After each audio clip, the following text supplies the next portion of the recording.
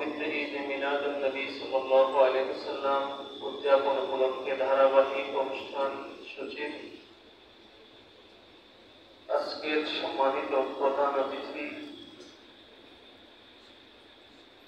আমির Hezbollah সিনা শরীফের আলা হযরত পীর সাহেবুল কিবলা মুতাজিদুল আলী, মঞ্চে উপবিষ্ট অত্র অনুষ্ঠানের সম্মানিত সভাপতি সদরে আঞ্জুমান উস্তাদুল আসাতিজা, আমাদের মুহতারাম দারুদ্দিন হুজুর মুতাজিদুল আলী, মঞ্চে উপবিষ্ট সিলসিলা দারুস সুন্নাত জামিয়া ইসলামিয়া, দারুস সুন্নাত জামিয়া মিশরিয়া, আমার সম্মানিত শ্রদ্ধাভাজন আসাতিজায়ে কেরাম, উপস্থিত রয়েছেন অত্র দরবার শরীফের বিভিন্ন স্তরের দায়িত্বশীল বৃন্দ।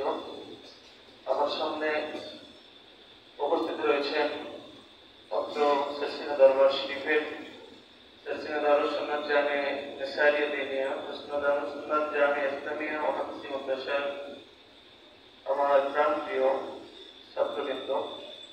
মহান রব্বুল আমিনের দরবারে লাখো শুকর যে মহান তাবারক ওয়া তাআলা বরদয়া করে মেহেরবানি করে পবিত্র মাহে রবিউল আউয়াল চাঁদে জীবনে কিছু না করতে পারলেও নবীজির জন্য, প্যারা রাসূলের জন্য এসব নামাজের বাদে সর্বসময়ের এই সময়টুকু হাসরের ময়দানে ওসিলা হয়ে থাকবে, নাজাতের মাধ্যম হয়ে থাকবে। আল্লাহ যেন আজকের এই বৈঠককে যেন কবুল করেন, বলেন আমিন।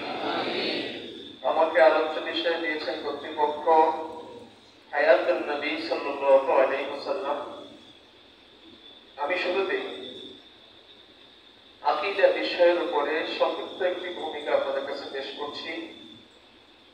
আকীদা আকিদা শব্দের অর্থ হলো দৃঢ় দেওয়া, চুক্তি করা, কোন জিনিসকে দৃঢ়ভাবে বন্ধন করা। আর ধর্ম বিশ্বাস যার কাছে আসেন তিনি মূলত আকীদাবান একজন মানুষ। একজন অবিদান বেত্তা আহমদ ফাইয়ুমি তিনি আকীদার সংজ্ঞা প্রদান করতে গিয়ে যেমনটি বলেছেন, আল আকিদাতু মা ইউদিনুল ইনসানু বিহি, মানুষ ধর্ম হিসাবে যা ব্যবহার করে থাকেন, যা বাস্তবায়ন করে থাকেন, গ্রহণ করেন, সেটাই বলে আকীদা। মিসবাহুল মুনির দ্বিতীয় খণ্ড 421 পৃষ্ঠায় মুসান্নিফ এই বক্তব্যটি রেকর্ড করেছেন। ইসলামের মৌলিক আকীদা তিনটি বিষয়ের উপরে, একটি তাওহীদ, আরেকটি রিসালাত, আরেকটি আখিরাত। এই তিন স্তম্ভের দাবি যদি আমরা সংক্ষেপে উপস্থাপন করি সেটি এভাবে হবে: আমি আল্লাহকে একক মেনে তারই ইবাদত করি, যা বাস্তবায়ন করি রাসূল সাল্লাল্লাহু আলাইহি ওয়াসাল্লামের অনুসরণের মাধ্যমে, যেন আমি পরকালে সফল হতে পারি। এটি হবে আকীদার মূল ভিত্তির দাবি। সুতরাং দিন ইসলামের মূল হলো আকীদা। সকল নবী ও রাসূল সাল্লাল্লাহু আলাইহি ওয়াসাল্লামকে আকীদার দাওয়াত দেওয়ার জন্য মহান রব্বে কারীম নির্দেশ প্রদান করেছেন, এবং সেই আকীদা যেন পরিশুদ্ধ আকীদা হয়। আমাদের শুরুতেই যে জিনিসটি গলার মালা বানাতে হবে সেটি হলো পরিশুদ্ধ আকীদা ছাড়া পৃথিবীর যত ইবাদত করা হোক না কেন, যত আমল করা হোক না কেন, সবটাই ভিত্তিহীন, মূল্যহীন। ইসলামে এরকম ইবাদত করার কোন নির্দেশ আল্লাহ তাবারক ওয়া তাআলা দেন। আমরা শুরুতেই সূরা কাহফ থেকে 103-105 নম্বর আয়াত আপনাদের কাছে তেলাওয়াত করছি। আল্লাহ তাবারক ওয়া তাআলা বলেন, আউযু বিল্লাহি মিনাশ শাইতানির রাজীম, قل هل ننبئكم بالأخسرين أعمالا الذين ضل سعيهم في الحياة الدنيا وهم يحسبون أنهم يحسنون صنعا أولئك الذين كفروا بآيات ربهم ولقائه فحبطت أعمالهم فلا نقيم لهم يوم القيامة وزنا। আল্লাহ রাব্বুল আলামিন বলেন, রাসূল আপনি বলে দেন, হাল নুনাব্বিউকুম বিল আখসারিনা আমালা, আমি কি তোমাদেরকে সংবাদ দেব না তোমাদের ভিতরে সবচেয়ে নিষ্ফল আমলওয়ালা কারা? আল্লাযীনা দাল্লা সাইয়ুহুম ফিল হায়াতিদ দুনিয়া, যারা দুনিয়ার জীবনে আমল করেও যারা বিভ্রান্ত হয়ে যাবে। ওহুম ইয়াহসাবুনা আন্নাহুম ইউহসিনুনা সুনআ, ওই সমস্ত মানুষের দৃষ্টিকোণ থেকে তারা খুব ভালো ভালো আমল করে, দাওয়াত যায়, ভালো ভালো কাজ করে।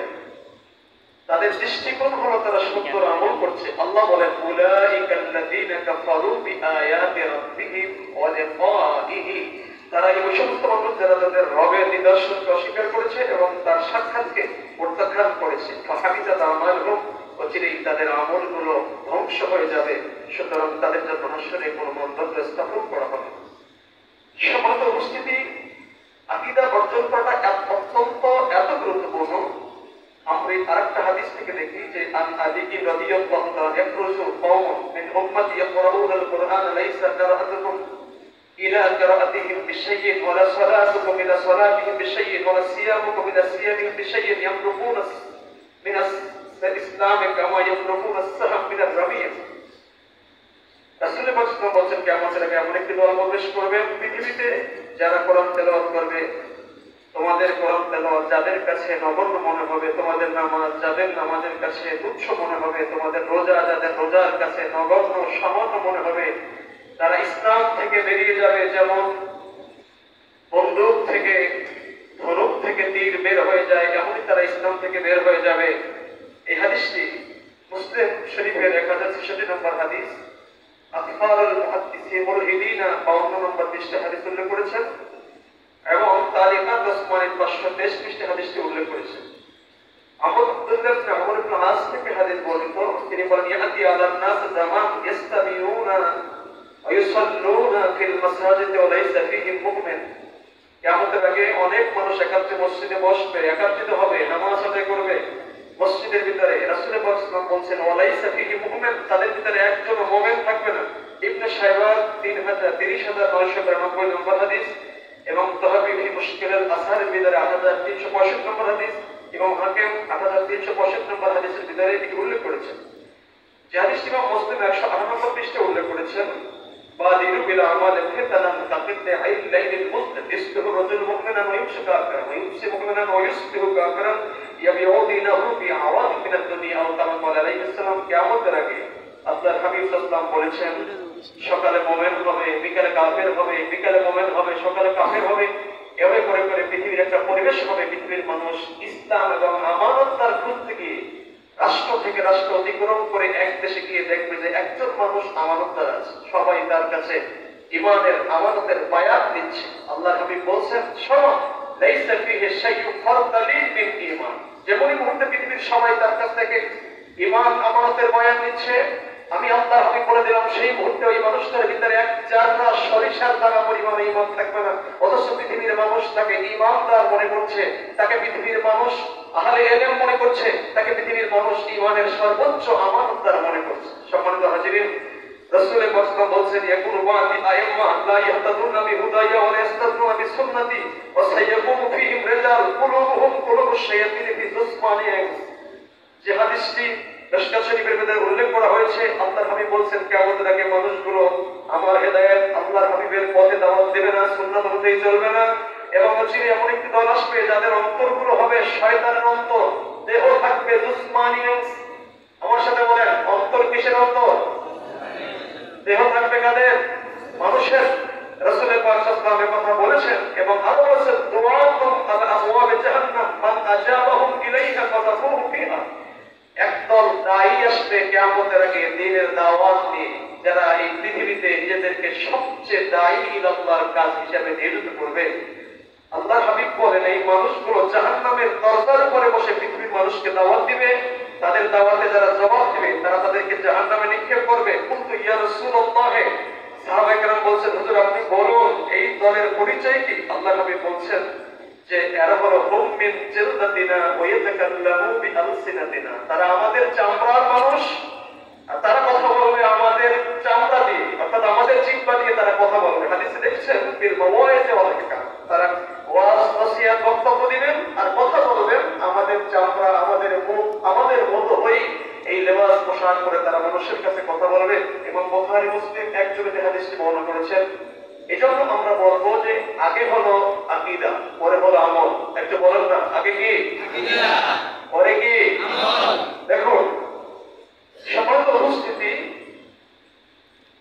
আজকে আমি আপনাদের ক্ষেত্রে বিনয়ের সাথে বলতে চাই, আকীদার যে ভিত্তি আপনারা শুনলেন, আমি সংক্ষিপ্ত আকারে আমার সময়ের মধ্যেই আমি কথাটি শেষ করব। প্রথম নম্বর, আমি যে বক্তব্যটি উপস্থাপন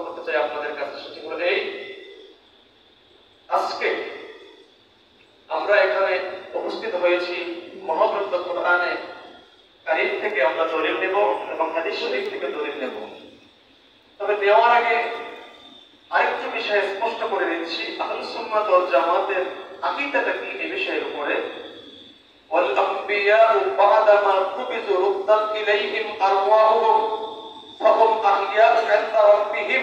আহলুস সুন্নাত ওয়াল জামাতের স্বতঃসিদ্ধ প্রসিদ্ধ আকীদা, নবীরা তাদের রূহ কবজ হওয়ার সাথে সাথেই তাদের রূহ তাদের জাসাদ দেহের ভিতরে প্রবেশ করানো হয়, অতঃপর তারা তাদের রবের নিকটে জিন্দা। বলুন সুবহানাল্লাহ।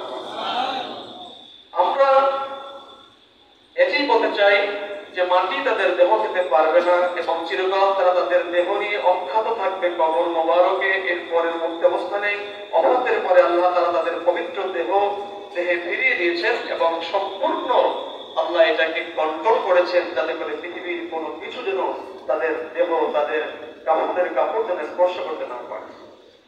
সমস্ত হাজিরের মহাগ্রন্থ কোরআনে কারিমে এ বিষয়ের উপরে আমাদের কাছে যে বিষয়টি বারবার আমাদেরকে জানিয়ে দিচ্ছে, তো আমি আয়াতে কারিমা তেলাওয়াতের আগে আরেকটু আপনাদের স্পষ্ট দিচ্ছি। সেটি হলো এই, আমি কয়েকটি আপনাদের কাছে প্রশ্ন উত্থাপন করতে চাই। প্রশ্ন উত্থাপনের সাথেই আমি আমার বক্তব্যটির জবাবটি প্রদান করার চেষ্টা করবো ইনশাআল্লাহ। সর্বপ্রথম একটি প্রশ্ন, এই মানুষগুলো তারা আজকে আমাদের কাছে একটি হাদিস নিয়ে মন্তব্য করেছেন। আবু বকর সিদ্দিক রাদিয়াল্লাহু তাআলা তিনি বলেছেন, লা ইউদিকাল্লাহুল মাউতাতাইন, আল্লাহ আপনাকে দুটি মৃত্যু দান করবেন না। এখন তারা বলতে চায় যে আল্লাহর হাবিব তো দুনিয়ায় এসেছেন, তিনি তো একবার ইন্তেকাল করেছেন, আবার যদি জীবিত করা হয় তাহলে আরেকটা মৃত্যু তার হবে, এরপরে হাসরের ময়দানে উঠবে, এমনটা হয় কিভাবে? অথচ দেখেন যে এই বিষয়ের উপরে ফাতহুল বারী ফি ফাদাইল আবি বকর 7ম খণ্ড 33 পৃষ্ঠার ভিতরে উল্লেখ করেছেন যে বিআন্নাল মুরাদ নাফিউল মাউত লাযিম মিনাল্লাযী আসবাতাহু উমর বিকাউলিহি ওয়াল ইয়াবআসুহুল্লাহু ফিদ দুনিয়া।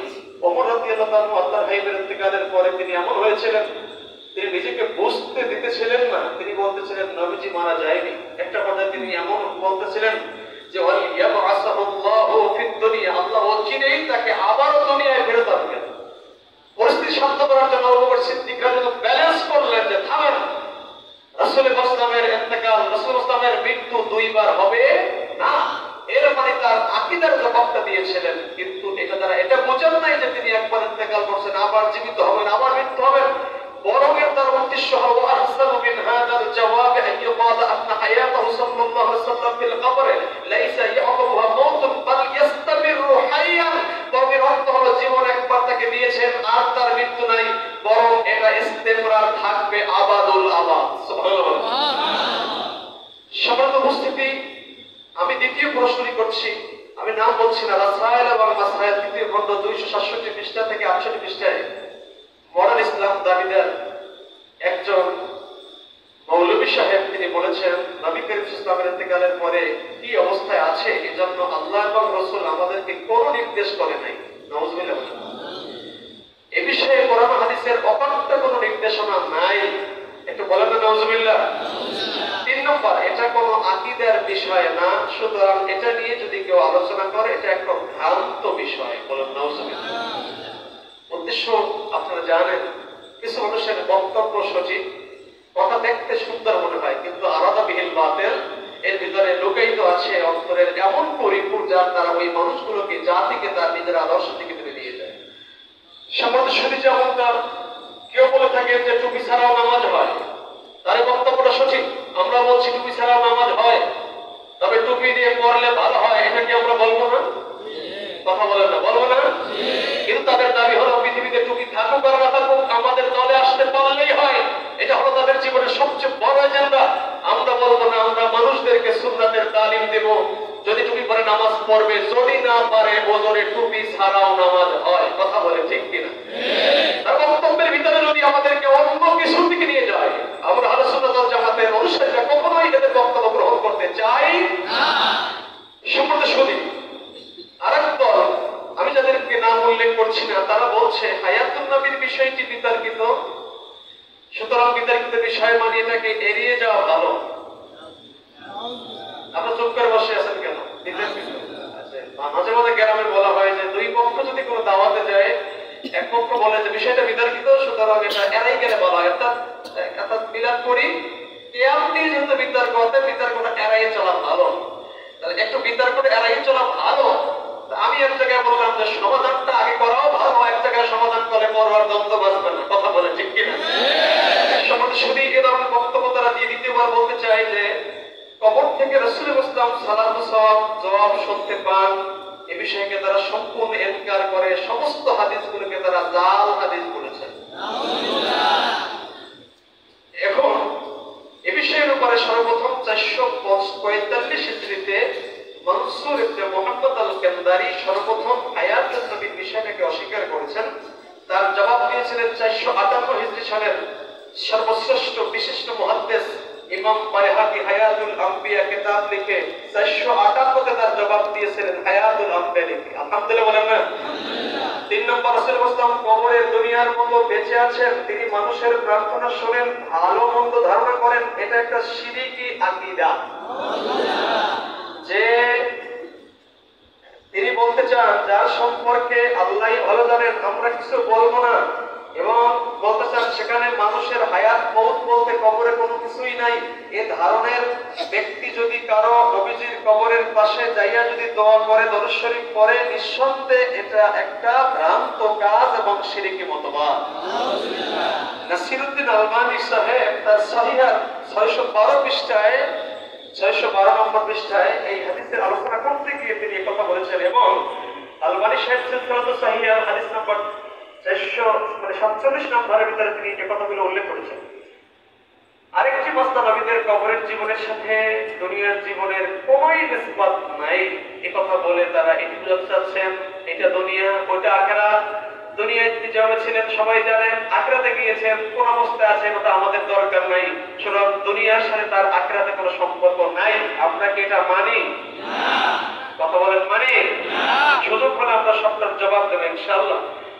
এরপরে এরা বলেছেন, আরেকটি বক্তব্য দিয়েছেন, সেটি হলো এই নবীরা কবর থেকে কোনো মানুষের কোনো শব্দ, কোনো কথাবার্তা কিছুই তারা শুনতে পারেন না। দলিল দিয়েছেন সূরা ফাতির 22 নম্বর আয়াত, ওমা ইয়াস্তাবিল আহইয়া ওয়াল আমওয়াত, জীবিত এবং মৃত্যু মানুষ সমান না। এরা বুঝতে চাইছেন রাসূলুল্লাহ মৃত্যু আর আমরা জীবিত, সুতরাং দুই দল কিনা সমান না।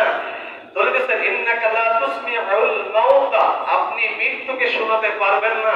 রাসূলুল্লাহকে আল্লাহ বলেছেন আপনি মৃত্যুকে শোনাতে পারবেন না, এর মানে কাফেরদের ঈমান নাই, ঈমানের নূর নাই, এদেরকে ঈমানের কলম নাই। আপনি যতই এদেরকে বলতে চান, এদের এই কথায় কোনো উপকার লাভ হবে না। এই আয়াতটা আজকে নবীজি চলে যাওয়ার পরে নবীজির জন্য খাতায় বলছেন ইন্নাকা লা তুসমিউল মাউতা। রাসূল আপনি যেমনটা বলেছিলেন, এখন ওরাও বলতে চায় যে আপনি মৃত্যুকে শোনাতে পারবেন না, এর মানে পৃথিবীর কেউ যদি রাসূলকে সালাম দেয়, আল্লাহর মৃত্যু রাসূল এই সালাম শুনতে পাবে না। এবারে আবার দেখেন সূরাত রূম 52 নম্বর আয়াত, ইন্নাকা লা তুসমিউল মাউতা, আপনি মৃত্যুকে শোনাতে পারবেন না। বলে দিয়েছেন ওমে ওয়ারাইহিম বারযাকুন ইলা ইয়াউমি ইউবাসুন, যে আপনি চলে গিয়েছেন, প্রত্যেকের জন্যই কিয়ামতের আগে একটা বারযাক আছে। বারযাক মানে পর্দা, এই পর্দার ভিতরে সে অবস্থান করবে কিয়ামত পর্যন্ত। এই কথা বলে বুঝাতে চেয়েছেন জীবন থেকে চলে গিয়েছেন, বারযাকে আছেন, পর্দায় আছেন, এখন তার চলা নাই, ওঠা নাই, বসা নাই, হাঁটা চলা নাই, নামাজ নাই, শ্বাস প্রশ্বাস নাই, তিনি কেমন যেন মৃত্যু মানুষের মতো। বলেন না নাউযুবিল্লাহ। তারা দলিল দিয়েছেন ইন্নাকা মাইয়িতুন ওয়া ইন্নাহুম মাইয়িতুন, রাসূল আপনি মৃত্যু, তারাও মৃত্যু। এই কথা বলে তারা রাসূলকে মৃত্যু সাব্যস্ত করতে চেয়েছেন। ওমা মুহাম্মাদুন ইল্লা রাসূলুন ক্বাদ খালাত মিন ক্বাবলিহি রাসূল আফা ইম্মাতা আও কুতিলা আও ইনকালাবতুম আলা আকাবিকুম। এই আয়াত পরে তারা বলতে চাইছিল আলী ইমরান 134 নম্বর আয়াত, যে রাসূলুল্লাহ ইন্তেকাল করে মারা গিয়েছেন, আর মৃত্যু আর জীবিত সমান হতে পারে না। এই বক্তব্যগুলো দিয়ে তারা একটি জিনিস প্রমাণ করতে চেয়েছেন, যে বক্তব্যটা দিয়ে মদিনা শরীফের রওজা শরীফের সামনে বক্তব্য দিয়েছেন, হাজীদের হজ নির্দেশিকা গাইডের শেষ পৃষ্ঠায় লিখে দিয়েছেন, ইয়া আইয়ুহাল হুজ্জাজ বা'দাল হজ্জ ইমশু ইলা বিলাদিকুম লা তামশু ইলা মাদিনা ওয়া ইন তামশুতুম তাকসুদুনা ইলা মাদিনা লা তাযুরু জিয়ারাত কবরিন নবী ফাইন্নান নবিয়্যা ক্বাদ মাতা ফাইন্নান নবিয়্যা ক্বাদ মাতা ফাইন্নান নবিয়্যা ক্বাদ মাতা। নাউযুবিল্লাহ। ওরা বলছে মদিনা শরীফের পাশ থেকে রওজাকে ভেঙে চুরে আরব সাগরে ফেলে দাও, পৃথিবীর মানুষ শিরকের গুনাহ থেকে বাঁচতে পারবে।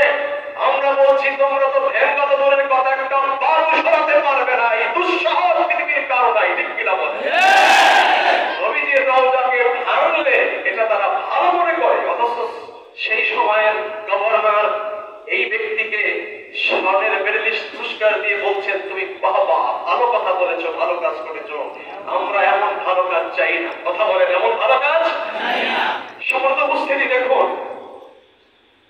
ওরা আরেকটি হাদিস নিয়ে প্রশ্ন করেছেন, রুহু ফিরিয়ে দেওয়া হয়।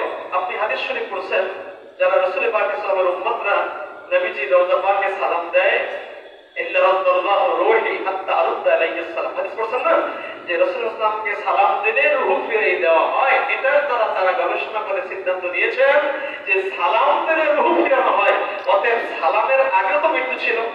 কথা বলেন, সালামের আগে কি ছিল? সালাম দিলে রুহু দেওয়া হয়, এর মানে সালামের আগে কি ছিল না? রুহু ছিল না।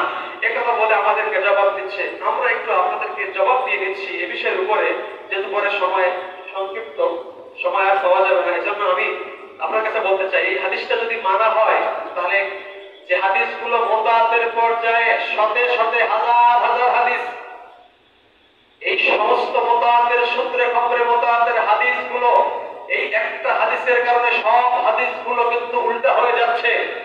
আল্লাহর হাবিব কবর মোবারকে জিন্দা জিন্দা জিন্দা, পৃথিবীর কেউ তার কোনো বক্তব্য দিয়ে এই আহলে সুন্নাত ওয়াল জামাতের বক্তব্যকে নস্যাৎ করতে পারবে না।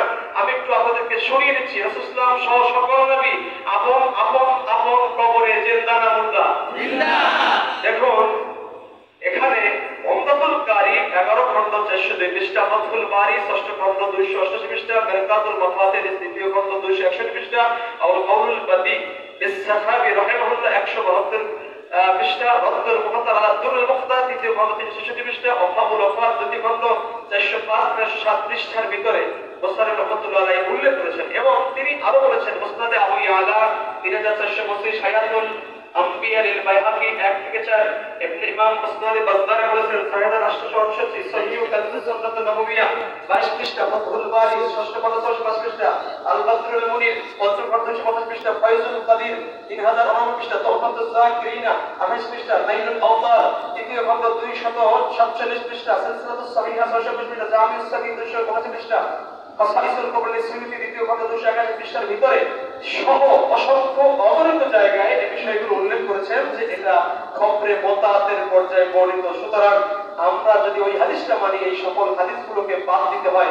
সুতরাং আমরা তাদের কাছে বলতে চাই একটি বিষয়, যে তোমরা বলতে চাও যে রাসূলুল্লাহ সাল্লাল্লাহু আলাইহি ওয়াসাল্লামের এই হাদিস দিয়ে রূহ ফিরাইয়া দিলে এর আগে মূর্তি ছিল। আমরা বলবো এই হাদিসের জবাব হলো, ইমাম সাখাবী ইবনে হাজার আসকালানি তার সাথে ইমাম সাখাবী 5টি বর্ণনা দিয়েছেন এই বিষয়ের ভিতরে। ফাতহুল বারি 6ষ্ঠ খণ্ড 606 পৃষ্ঠার ভিতরে আল্লাহ তাআলা রাসূল পাক সাল্লাল্লাহু আলাইহি ওয়াসাল্লাম ফিরিয়ে দেওয়ার মানে হলো তার ধ্যান, তার আশাকে আল্লাহ ফিরিয়ে দেয়। সুবহানাল্লাহ, জোরে বলেন না সুবহানাল্লাহ।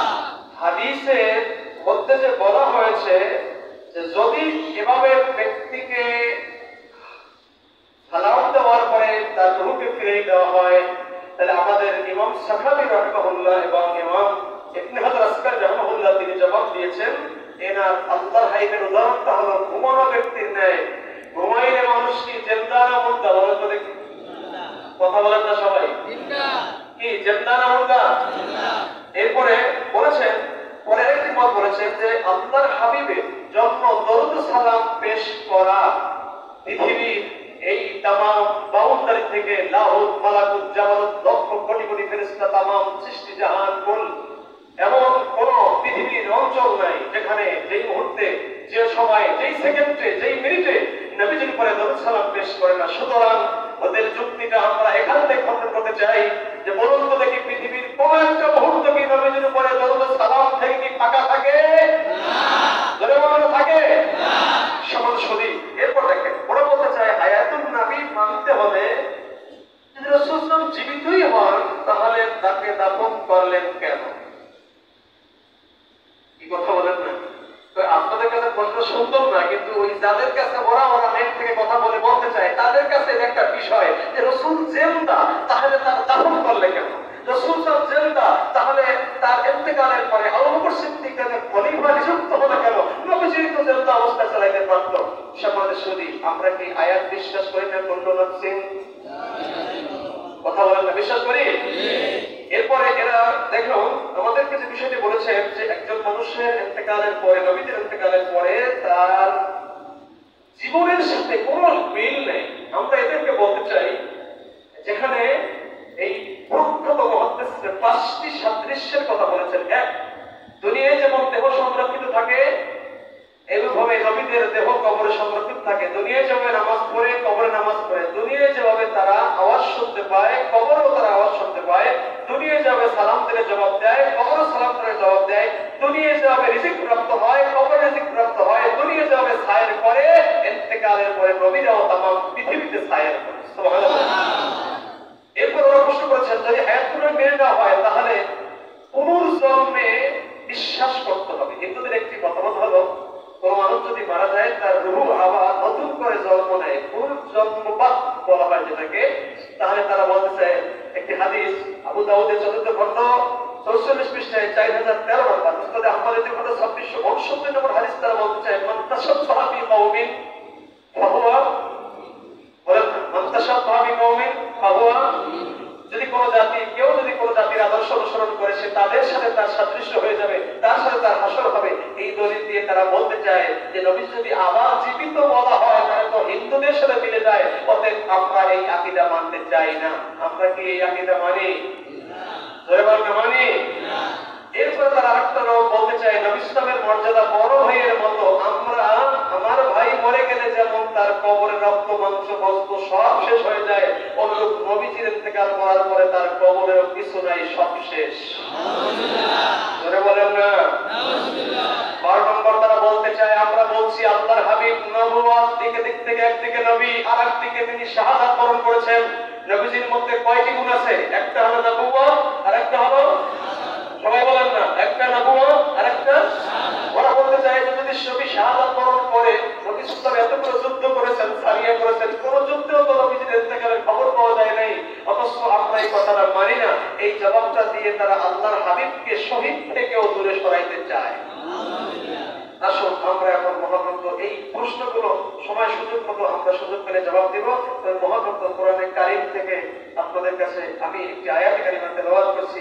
আল্লাহ রাব্বুল আলামিন বলেন, আমার সাথে আপনারা তেলাওয়াত করুন। আয়াতটা কি? আল্লাহ শহীদদের ব্যাপারে আয়াত নাযিল করেছেন, যে আয়াতটি আমাদের সকলের জানা। ওয়ালা তাকুনু লিমান ইউকতালু ফি সাবিলিল্লাহি আমওয়াত বাল আহইয়া ওয়ালা তাহসাবান্নাল্লাযীনা কুতিলু ফি সাবিলিল্লাহি আমওয়াত বাল আহইয়া ইনদা রাব্বিহিম ইউরযাকুন। সূরা আলে ইমরান দেখুন এবং সূরা বাকারা দেখুন। এখানে বলেছেন তারা ইন্তেকালের পরে তার মহান রবের কাছে জিন্দা এবং তারা রিজিক প্রাপ্ত। সুবহানাল্লাহ বলেন। সম্মানিত হাজিরিন, আমি আপনাদের কাছে একটি হাদিস উদ্ধৃতি দিচ্ছি, সময় যেহেতু কম। অফিস সাইফ আস-সাবির লিল ইমাম তাকিউদ্দিন আলী ইবনে আব্দুল কাফি আস-সাবুকি 754 হিজরিতে ইন্তেকাল করেছেন। অফিস তাকরাতের রদ্দ লিল ইমাম যাহিদ মুহাম্মদ ইবনে হাসান আল-কাউসারি 1371 হিজরিতে ইন্তেকাল করেছেন। عن أناس مرفوعا الأنبياء وأحياء في قبورهم يصلون رواه أبو يعلى الموصلي 3425 والبزار قال الهيثمي رجال أبي يعلى ثقات والحياة البرزخية تسهرد للأنبياء وفوق الحياة السهرد للشهداء ويغنن عن الكلام في الأكل والشرب من مأكل هذا الدار ومشاربها لذلك وصفه بالموت إنك ميت وإنه ميت رسوما افترش وعامل النازم على إنكار حياتهم البرزخية هو التجر بذلك إلى تخريج التوصل بهم عن هوا। এই দুটো হাদিস, একটি হাদিস আমরা মুখস্থ করি। এখানে বলা হয়েছে আল আম্বিয়া আহইয়াউন ফি কুবুরিহিম ইউসাল্লুন। বলেন আল আম্বিয়া। আপনি বিশ্বাস করবেন এই হাদিসটি খাসাইসুল কবরাল সুয়ুতির ভিতরে সহ এত পরিমাণ গ্রন্থে উল্লেখ করেছেন যেটি আমি ইতিপূর্বে কিছু অংশ বলেছি। তবে একটু আমরা পর্যালোচনা দেখি এই হাদিসটি নিয়ে মুহাদ্দিসরা কি বলেছেন। সকল মুহাদ্দিসদের নিকট হাদিসটি সহিহ। যারা প্রথমত সহিহ বলেন নাই, তারা পরবর্তীতে এই হাদিসটিকে সহিহ বলে তাদের কওল প্রত্যাহার করেছেন। দেখো, ইমাম হাইতামি রাহিমাহুল্লাহ মাজমাউজ যাওয়ায়েদের 8ম খণ্ডের 1251 পৃষ্ঠায় 13822 পৃষ্ঠায় বর্ণনা বলেছেন, রিজালুল আবিয়া আলা সাকা, হাদিসের সকল রাবীরা সিকা। হাফেজ ইবনে হাজার আসকারী রাহিমাহুল্লাহ ফাতহুল বারী 6ষ্ঠ খণ্ডের 65 পৃষ্ঠায় এই হাদিসটিকে সহিহ বলেছেন।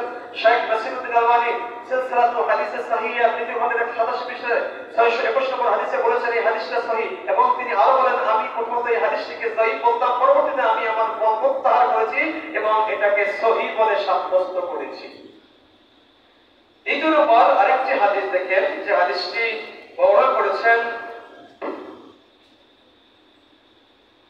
عن أوس بن أوس رضي الله عنه قال قال رسول الله صلى الله عليه وسلم إن من أفضل أيامكم يوم الجمعة فيه خلقات وفيه نفع وفيه صدقة فأكثروا علي من الصلاة فيه فإن صلاتكم معروضة علي فقال رجل يا رسول الله كيف تؤرد صلاتنا عليكم وقد أرمت يعني بليت قال إن الله حرم على الأرض أن تأكل أجساد الأنبياء এই হাদিসটি উল্লেখ করেছেন আল্লাহ হাবিবকে জিজ্ঞেস করছেন হুজুর বলছেন তোমরা বেশি বেশি দরুদ শরীফ পড়ো শুক্রবার দিনে সাহাবীরা এই বলছেন হুজুর কিভাবে আপনার উপর দরুদ শরীফ বলবো আপনি যদি চলে যান আপনি যদি কবরে চলে যান আল্লাহর হাবিব বলছেন যে নিশ্চয়ই কবরের মাটির জন্য নবীদের দেহ ভক্ষণ করা আল্লাহ হারাম করে দিয়েছেন আল্লাহু আকবার বলেন এই হাদিসটি সুনান ইবনে মাজাহ 1636 নম্বর হাদিস আবু দাউদের 1047 পৃষ্ঠা সুনান আন-নাসাই শরীফের ভিতরে 3131000 মানে 184 পৃষ্ঠা মুসনাদ আহমদের ভিতরে 16262 পৃষ্ঠা দারমি শরীফের ভিতরে 1613 পৃষ্ঠা এবং হাদিসটি ইবনে খুজাইমা এসেছে ইবনে হিব্বান এসেছে মুসনাদ হাকিম এসেছে দাওয়াতুল কাবীর এসেছে সুনান কুবরা বাইহাকি এসেছে সহিহ তারগীব ভিতরে এসেছে হাদিসে সহিহ জামে এসেছে মিসকাত শরীফের ভিতরে 1361 নম্বর হাদিস 121 পৃষ্ঠা হাদিসটি উল্লেখ করেছেন সম্মানিত উপস্থিতি আমি বলতে চাই যে এই হাদিসের ভিতরে ইসলামের স্বতঃসিদ্ধ একটি বক্তব্য আল্লাহর হাবিব আমাদেরকে দিয়ে গেছেন কি যায় নাই নবীজির ইন্তেকালের পরে কি কবরের মাটি কি আল্লাহর হাবিবকে খেয়ে শেষ করে ফেলেছে নাকি এখনো আল্লাহর হাবিব কবর মোবারকে সমস্ত নবীদেরকে নিয়ে জিন্দা আছেন শহীদরাও কবরে জীবিত তবে নবীদের জীবন তাদের চেয়েও বেশি শক্তিশালী ওরা বলবে যে ওই আয়াতে তো আল্লাহ শহীদদের কথা বলেছেন ওই আয়াতই সমস্ত মুফাসসির সমস্ত মুহাদ্দিসিন এবং ওই আয়াতকে নাস হিসেবে গ্রহণ করে দালালাতুন নাস ইশারাতুন নাস ইকতাউন নাস হিসেবে তারা সেখান থেকে বলেছেন যেই আয়াতে শহীদদের জীবনের কথা বলেছেন ওই আয়াতের ইশারা হচ্ছে শহীদদের চাইতে একজন নবীর জীবন অবস্থা মান আল্লাহর কাছে বেশি সম্মানিত সুবহানাল্লাহ তাদের বরজাকের জীবন দুনিয়ার জীবনের সঙ্গে কোনো বেশ সামঞ্জস্যপূর্ণ এ কারণে তাদের রওজার পাশে গিয়ে কেউ সালাম দিলে তারা সেই সালাম নিজেদের নিজ কানে শুনতে পায় সম্মানিত উপস্থিতি দেখুন আমি আজকে আপনাদের কাছে আয়াত তেলাওয়াত করছি এখন এইটার উপরে কোরআন শরীফ থেকে দেখেন قال الامام تقي الدين السبوكي يشتمل النبي صلى الله عليه وسلم بهذين الايتين আমি আপনাকে আবার বলছি ইমাম তাজউদ্দিন সুবুকি রাহিমাহুল্লাহ তিনি বলছেন এই দুই আয়াত শহীদদের ব্যাপারে তবে ইশতামিলুন নবিয়া আলাইহিস সালাম বিহাদাইন আয়াতাইন এই দুই আয়াত দ্বারা আল্লাহর হাবিব সাল্লাল্লাহু আলাইহি ওয়াসাল্লাম দিয়ে অন্তর্ভুক্ত সুবহানাল্লাহ বলেন কিভাবে আন্নাল আম্বিয়া আ'লা দারাজাতিন মিনাশ শুহাদা নবীরা শহীদদের চাইতে উচ্চ মর্যাদায় কামা আল্লাহু তাআলা আল্লাহু আ'লামু হাইসু ইয়াজআল রিসালাতা আল্লাহ তাকে রাসূল বানান তাকে আল্লাহ চয়েস করেন সুবহানাল্লাহ ইন্না ফাদলা ফাদিলাতুশ শুহাদা বিসাবাবিল আম্বিয়া তিনি 3 নম্বরে বলেন যে শহীদদের মর্যাদা হয়েছে নবীদের কারণে কথা বলেন না কাদের কারণে কারণ নবীরা তো উম্মতকে বলেছেন শহীদ হওয়ার জন্য অথচ শহীদজাত উম্মত আর নবী হলেন দায়ী সুতরাং আসল হলো আসলু আফদালু মিনাল ফারঈ ফরজ চাইতে আসল উন্নত আসল উত্তম হাদিসে আসছে দাল্লু আলাল খাইরি কাফাইলিহি কেউ যদি কোনো ভালো কাজের পরামর্শ দেয় সে ভালো কাজের মতো সওয়াব পাবে সুতরাং হাদিসের মধ্যে আসছে যে মান সান্না ফিল ইসলামে সুন্নাতান হাসানাতান ফালাহু আজরুহা ওয়া আজরু মান আমিলা বিহা যদি কোনো ভালো কাজের কেউ নির্দেশ দেয় তার একটা সওয়াব আছে যারা বিবৃতি করবে তাদের পরিপূর্ণ সওয়াব সে লাভ করবে সুবহানাল্লাহ বলেন ওরা তারপর বলতে ফাইন্নাহু শাহীদুন হাকীকুন উকিলাস সাফু বিল্লাহি ফিল খায়বার রাসূলুল্লাহ সাল্লাল্লাহু আলাইহি ওয়াসাল্লামকে শহীদ বলতে চায় না এখানে ইমাম সাকাবী রাহিমাহুল্লাহ তিনি চমৎকার করে বলেছেন যে আল্লাহর হাবিবকে যে মহিলা খায়বারে বিশুদ্ধ গোশত খাওয়াইছিলেন সেই গোশতের কারণে আল্লাহর হাবিব জীবনের শেষ মুহূর্ত পর্যন্ত বলেছেন যে এই বিষ ক্রিয়া আমাকে জীবনের শেষ পর্যন্ত নিয়ে গেছেন সুতরাং বলতে দেখি একজন মানুষের এই বিষ ক্রিয়া দিয়ে আমার আল্লাহর হাবিব সাল্লাল্লাহু শেষ পর্যন্ত যে তার এই ক্রিয়া দিয়ে আল্লাহর হাবিব ওয়াফাত বরণ করেছেন সুতরাং এই দিক থেকে আমার রাসূল আপনার রাসূল শহীদ কিনা বলুন যারা বলুন শহীদ কিনা ভাল জামু ফিহি আমরাইন সুতরাং নবীজির ভিতরে দুইটা কাজ করতে হবে একটা শাহাদাত আর একটা নবুয়ত সুতরাং আমরা এই যে ইমাম বুখারী রাহিমাহুল্লাহ আলাইহি 4428 আল হাফিজ ফতোয়া জামতাসিদ রাহিমাহুল্লাহ আলাইহি 550 পৃষ্ঠার ভিতরে এই কথাগুলো লিখেছেন এখন ওরা বলতে চায় লিমাদা শাহিদা হাকিকাতান ফিল ময়দানে ওয়াল জবাব আপনারা বলছেন শহীদ মানে জবাব দেন যে নবীজি তো কোনো ময়দানে শহীদ হয় নাই কোনো খবর পাওয়া যায় নাই এখন আমাদের একটু জবাব দিতে পারবো। ভালো লাগতেছে, আমরা বলতে চাই আল জবাবু বি আনজাজিল ওয়াহদি ক্বালা আল্লাহু তাআলা আল্লাহু ইয়াসিমুকা মিনান নাস।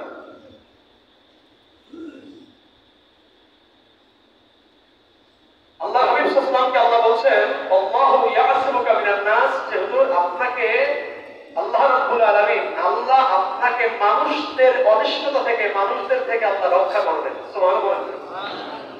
রাসূল সাল্লাল্লাহু দুনিয়ার ময়দানে শহীদ হননি কেন?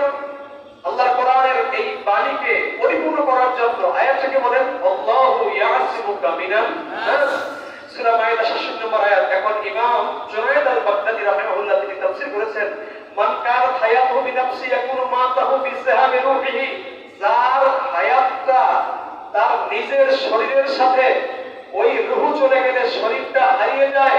ওমান কানাত হায়াতুহু বিরাব্বিহি, যার হায়াত হলো রবের নির্দেশে, রবের মাধ্যমে, ফাইন্নাহু ইয়ান্তাকিলু মিন হায়াতিত তবে ইলা হায়াতিল আসলে, তার জীবনটা স্বাভাবিক থেকে আসলে ফেরে। সুবহানাল্লাহ। তার জীবনটা স্বাভাবিক থেকে আসলে ফেরে। আসল হলো রব্বে কারীমের পক্ষ থেকে, এটা নির্দিষ্ট মুখাসসাস একটি বিষয়।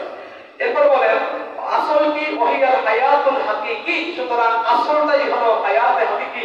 ওয়াইদা কানাল ফাতিলু বিসাইফিশ শরিয়াতে হাইয়ান মারজুকান, যদি দুনিয়ার তরবারির দ্বারা যদি একজন মানুষ ইন্তেকাল করে, দুনিয়ার রূহ শরীর নিয়ে ইন্তেকাল করলে যদি জীবিত থাকে আর যদি রিজিক পায়, ফাকাইফা মান বিসাইফিস সাদকি ওয়াল হাকিকা, যিনি হাকিকাতের মৃত্যু লাভ করেছেন মহান রবের পক্ষ থেকে, সুতরাং তিনি কি শহীদ হবেন না? কথা বলেন না হবে? রুহুল বায়ান আল্লামা ইসমাঈল হাক্কি রাহমাতুল্লাহ আলাইহি দ্বিতীয় খণ্ড 125 পৃষ্ঠাতে উল্লেখ করেছেন। এবং আমি আপনার কাছে বলতে চাই, রাসূল পাক সাল্লাল্লাহু আলাইহি ওয়াসাল্লামের শাহাদাতের তামান্না ছিল কি ছিল না? হাদিস শরীফ পড়ে দেখেন, মিশকাতে রাসূল বলছেন, যার উদ্দেশ্য শাহাদাতের, বাল্লাগাহুল্লাহু মানাজিলাশ শুহাদা ওয়া ইম্মা তাআলা ফিরাশি, যার উদ্দেশ্য হলো শহীদ হওয়ার জন্য, আল্লাহ তাবারক ওয়া তাআলা তাকে শহীদের মর্যাদা দিয়ে মৃত্যু দিবেন, যদিও তার ইন্তেকাল হয় তার বিছানার মধ্যে। সুবহানাল্লাহ। নবীজি কি সাল্লাল্লাহু বলেছিলেন যে আল্লাহ আমার বলেছে আমি শহীদ হই, আবার বাঁচি, আবার জীবিত হই? হাদিস পড়ছেন না? রাসূলের শাহাদাতের তামান্না ছিল কি ছিল না? যারা বলুন না, ছিল কি ছিল না? আমাদের কার কার শাহাদাতের তামান্না আছে? নারে তাকবীর। সম্মানিত উপস্থিতি, এখন মহাগ্রন্থ কোরআনে কারীমের ভিতরে আমি একটু সূরাগুলো বলে যাই। সূরা যুখরা আয়াত নাম্বার ৪৫। এরপরে দেখুন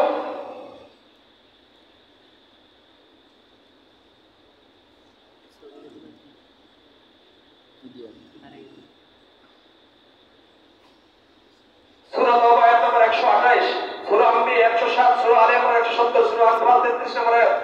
এরপর দেখুন এখানে সূরা আহজাবের ৫৩ নম্বর আয়াত। সূরা এরপরে উল্লেখ করেছেন যে সূরা তাওবার ১০৫ নম্বর আয়াত।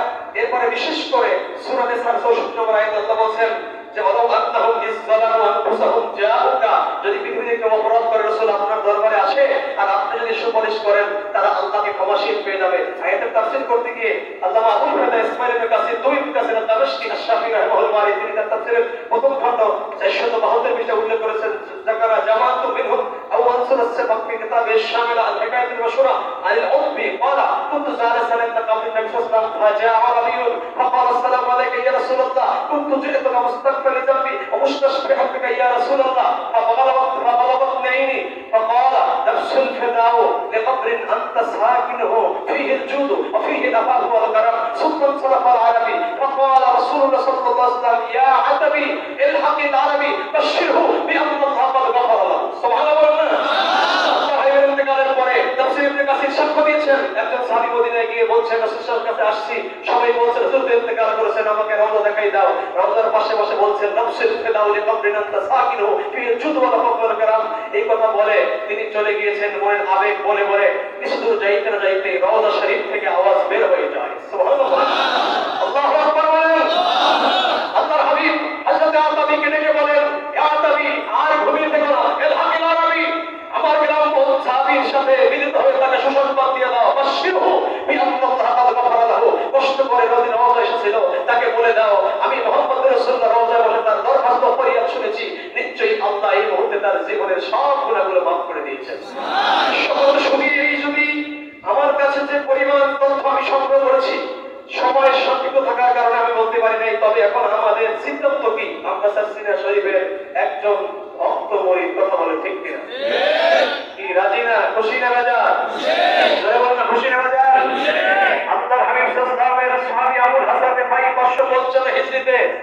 জমিনে এসে বলছিলেন অফির রূহ ও গৌদে রূহি কুনতু মুরসিলুহা, দুই বছর রূহ পাঠিয়ে দিলাম। নবীজি রওজা আসছিলেন, হাত মোবারক চুমু দেওয়ার ইচ্ছা করেছিলেন, হঠাৎ করে রওজা শরীফ থেকে হাত মোবারক বের হয়ে গেছে, হাত চুমু খেলেন। 555 হিজরিতে মদিনা শরীফের মসজিদে আব্দুল কাদের রহমাতুল্লাহ সহ প্রায় 50,000 লোক উপস্থিত ছিলেন। এই দৃশ্য দেখেছেন সমাজ সুধী, নবীরা তো আছেনই, শহীদরা তো আছেনই, আমার নবীর একজন উম্মত যারা আকীদা বিশ্বাস নিয়ে, তরিকা সিলসিলা ঈমান নিয়ে, যারা এই পৃথিবীতে সওয়াব নিয়ে কবরে যায়, তারাও তাদের কাফনের কাপড় কবরে জেন্দা, কথা বলে ঠিক কিনা? আপনি এই কুমারে কারসুল বন্দে আলীর কাছে যান, আমি গত বছর সেখানে গিয়েছিলাম। ওনার নাতি আমাকে বলেছে যে উনি ওনাকে দাফন করার পরে যখন কবরটা ভেঙে গিয়েছে, তখন তার মেয়েটার কবরের পাশ দিয়ে যখন রওনা করেছিল, হঠাৎ দেখছে উপর থেকে ভিতরে কেমন যেন সাদা সাদা দেখা যায়। পাশে গিয়ে দেখলে যে তার বাবার কবরের লাশ দড়িতে ভেঙে যাচ্ছে। দৌড়ে ভাইদের কাছে বললেন যে কি দেখলাম? তখন তারা সবাই এসে সাসিরাদের বিশ্ববিদ্যালয়ের কেবলার কাছে খবর দিলেন, লাশকে উঠাইলেন, এবারে কাপড়ে কাপড়ে সরাইলেন, এবারে গায়ে হাত দিলেন, মাথায় হাত দিলেন, চুলে হাত দিলেন, মনে হয় যেন একটু আগে গোসল করাইছে এমন মনে হয়। এবারে তার দাড়ি ধরে টান দিলেন, চোখ দেখলেন কেমন যেন জীবিত মানুষের মতো দেখা যায়। এবারে তারা টেস্ট করলেন যে এখন তাকে জীবিত না, এখন কোন অবস্থায় রাখবো। এখন শেষ পর্যন্ত এই বাম দুধের দুই আঙুল নিচে কলমে হাতে যখন হাত দিলেন, তখন দেখলেন যে ঠিক ঠিক করে লা ইলাহা ইল্লাল্লাহর জিকিরের আওয়াজ বের হচ্ছে। সম্মানিত শুনি, রহমাতুল্লাহ আলাইহি তখন দেরি না করে বলছেন, তাড়াতাড়ি তাকে আবার দাফন করে, আবার তাকে দাফন করে দাও, পৃথিবীর মানুষ ফেতনায় পড়ে যাবে। এই যদি হয় আপনার একজন মুরিদ শাসিনা হযরত রহমাতুল্লাহ আলাইহির মাত্র কয়েকদিন সবক নেওয়ার কারণে যদি তার কবরের অবস্থায় হয়, তাহলে তার চাইতে উচ্চ